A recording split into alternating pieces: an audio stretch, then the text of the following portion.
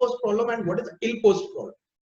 So when you say it is a well-posed problem, when you say it is a well-posed problem, so that means definitely there is a solution is going to be exist, and that solution is going to be unique in nature. That solution is going to be unique in nature, and that solution is depend upon the data or the boundary condition.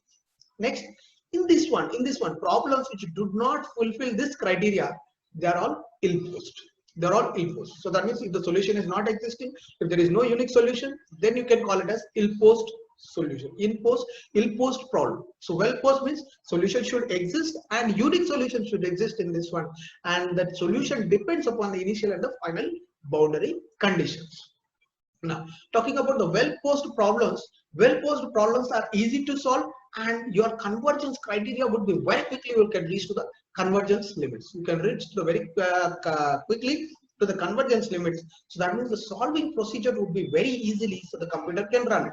Now the question comes: what happens if I'm not a well-posed problem? So when your well-posed problem is not available in that case, so in that case, all the cases may not be the well-posed. If it is ill-posed problem, so it may result in some errors in some areas, like so where there is no proper resultant equations are available for that flow problem. So what it will do, the computer will result with hit with an error, and it will not start, it will stop solving that particular equation. So now what exactly question comes? So what is the ill-posed problem, sir, actually?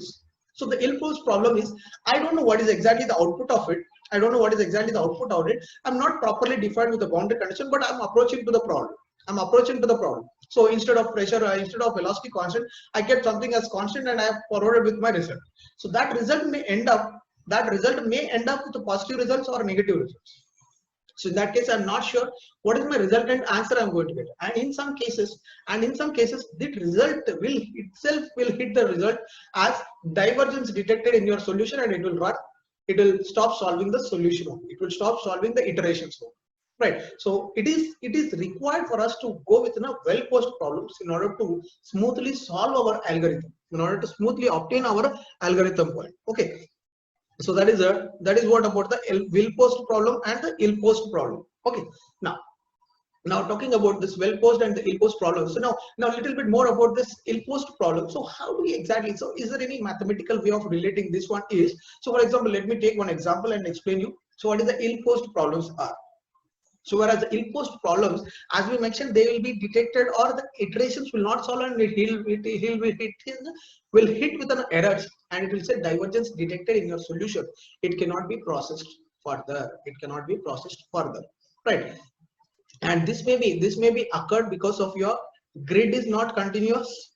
This may be occurred because of your boundary conditions are not properly set, and this may be due to the values you are supposed to get it. If you are not properly done the theoretical calculations, also it may result in an error. Now as far as the matrix, so let us understand in terms of the matrix. For example, if I have an algebraic equation of Ax is equal to b,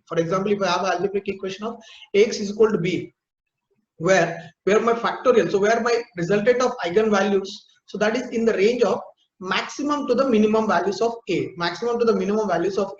and if my values of maximum to the minimum, if my maximum values to the minimum value, if they have low conditioned problem, if they have low conditioned number, so that is max to the minimum, if I have a low conditioned number, then it will be having a well-posed problem. And when your difference is very large from the maximum to the minimum, then that is going to be a ill-posed problem. So that means the eigenvalues, if you are talking in terms of the eigenvalues, the maximum to the minimum ratio should match with the matrix of the resultant in that one. If you are not properly set those values, then your resultant is going to give an error. So that will say automatically it is an ill-posed problem. That means the computers will not show you that whether it is ill-posed or well-posed problem. It will just say solution has hit with a run of errors, and resultant cannot be executed. This is what the computers will display on screen. But when you are writing your own code, you can also state. So it is the solution is not able to solve the equations. So that is the difference between the well-posed problems and the ill-posed problems.